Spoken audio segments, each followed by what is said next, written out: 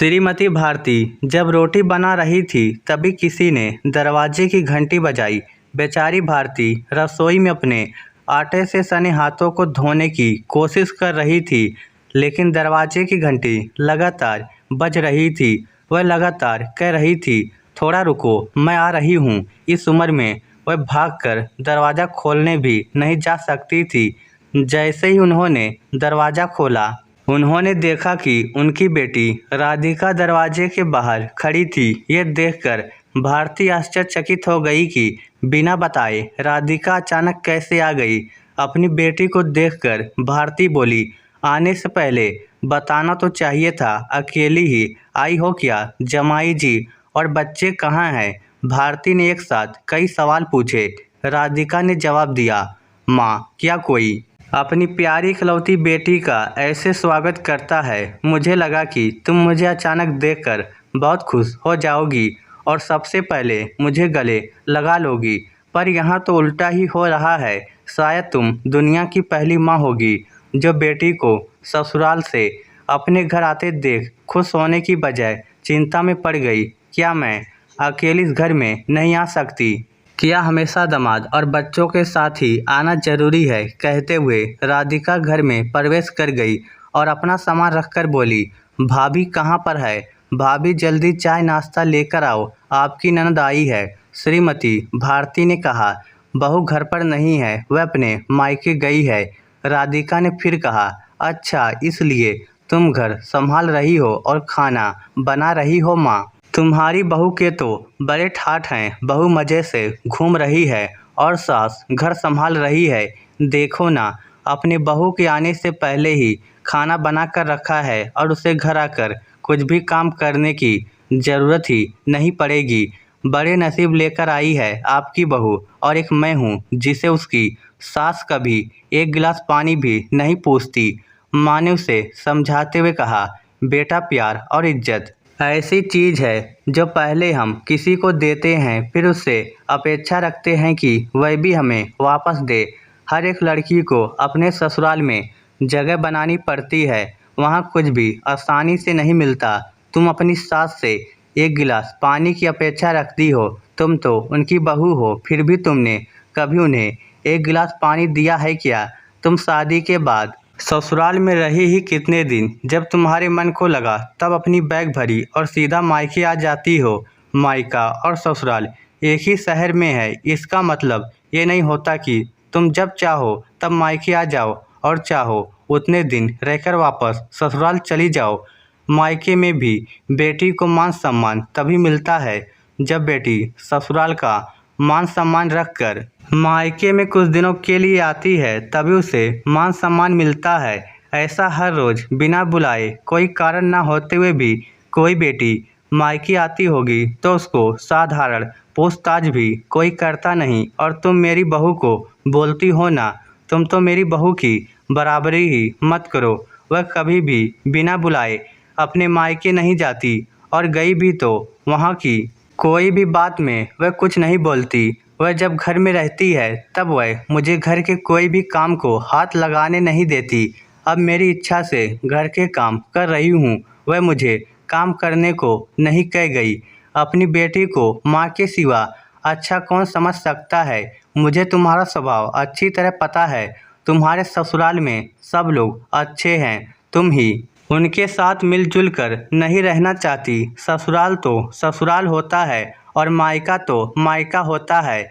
मायके में घर का काम अपनी मर्जी से होता है। ससुराल में सबसे पहले सबका दिल जीतना पड़ता है, सबको अपना बनाना पड़ता है। उसके लिए छोटों से लेकर बड़ों तक सबको प्यार करना पड़ता है। सबकी पसंद नापसंद का ध्यान रखना पड़ता है। सबसे प्यार से बोलकर सबको उनके घर के कामों में मदद करनी पड़ती है। तभी सब लोग घर में आई नई बहू को स्वीकार करते हैं, उसे अपना मानते हैं। तुम जिम्मेदारी लेने के लिए तैयार ही नहीं हो, इसलिए रोज रोज मायके चली आती हो। यहाँ आकर भी वही करती हो। अभी की बात देख लो, घर में कदम भी नहीं रखा उतने में भाभी को ऑर्डर देना शुरू कर दिया, भाभी मेरे लिए चाय नाश्ता लेकर आओ। वह व्यक्ति घर में है या नहीं, वह कैसी है, उसकी तबीयत कैसी है, ये पूछना भी जरूरी नहीं समझा। घर में आए मेहमान की मेहमान नवाजी होती है, पर उनका बर्ताव सामने वाले व्यक्ति को पसंद आया तो मेहमान नवाजी न मांगते पूरी होती है। पर तुम्हारा ऐसा बर्ताव मुझे ही पसंद नहीं आता तो तुम्हारे ससुराल के लोगों को कैसे पसंद आएगा। तुम बोलती हो ना मेरी बहू का बहुत ठाठ है, तो वह बात सही है। उसने यहाँ हमारा दिल जीत लिया है और हर एक के दिल में खुद की जगह बनाई है। वह रोज़ रोज़ तुम्हारे जैसी ससुराल के लोगों के साथ झगड़ा करके मायके नहीं जाती। इस वजह से ससुराल और मायका दोनों जगह उसकी इज्जत होती है। जब तक उसे अपने मायके से बुलावा नहीं आता तब तक वह जाती नहीं। आज माँ ने ही अपनी बेटी को उसके बर्ताव के दोष दिखाए, क्योंकि उसे लगता था कि अगर अपनी बेटी को अभी नहीं समझाया तो वह कभी नहीं समझेगी। तब तक बहू भी घर आ गई। उसने राधिका को देखते ही बोली, अरे दीदी आप कब आई? मुझे फ़ोन किया होता तो मैं जल्दी घर आ गई होती ना। इस पर राधिका बोली, नहीं नहीं भाभी, मैं वापस जा रही हूँ। अभी ही मेरी सास का फ़ोन आया था, उनके सीने में दर्द हो रहा है, मुझे वापस जाना है, आऊँगी वापस कभी बोलकर राधिका अपना सामान लेकर चली गई। तभी उसकी भाभी ने उसे रोकने का प्रयास किया, पर उसकी सास ने ही अपनी बेटी को रोकने से मना किया और अपनी बहू से बोली, बहू जाने दो उसे, पहले अपना घर संभालने दो, उसके बाद उसे मायके में आने दो। तुम भी किसी के बुलाने पर ही मायके जाती हो ना। काफ़ी महीने हो गए राधिका का फ़ोन नहीं आया था। वह खुद भी मायके नहीं आई, इसलिए उसकी माँ ने उसे फ़ोन किया। शुरुआत में किसी ने भी फ़ोन नहीं उठाया, फिर थोड़ी देर बाद फ़ोन किया तो फ़ोन उठाया, लेकिन राधिका ने नहीं, उसकी सास ने उठाया। तभी भारती जी ने उनकी तबीयत का पूछा, फिर दोनों की बातें शुरू हुई। तभी बीच में ही राधिका की सास ने उसकी माँ को धन्यवाद कहा। अचानक उनके ऐसे बोलने पर भारती जी को कुछ समझ नहीं आया, इसलिए उन्होंने वापस पूछा, आप और किसी से बात कर रही हो क्या?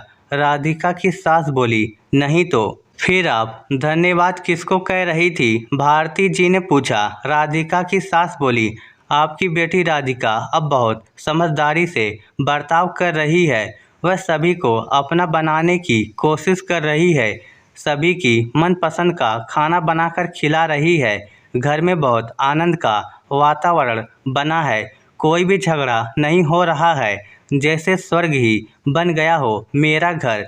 इसलिए मैं आपको धन्यवाद कह रही हूँ। आपकी बेटी के अच्छे बर्ताव से हमें यह दिन देखने को मिला है। हम बहुत धन्य हो गए। पहले हमें उसकी तरफ से कोई भी अपेक्षा नहीं थी, पर आपने उसे समझा कर भेजा और उसके स्वभाव में बदलाव आया। आज वही राधिका मायके जाना तो दूर की बात है, फ़ोन पर बात करने के लिए भी उसके पास वक्त नहीं है। वह अपनी गृहस्थी में व्यस्त हो गई है। दोस्तों, अगर सभी माँओं ने अपनी बेटियों को ऐसा समझाया और बेटियों ने इसे समझ लिया तो किसी भी घर में झगड़ा नहीं होगा और कोई भी घर टूटेगा नहीं।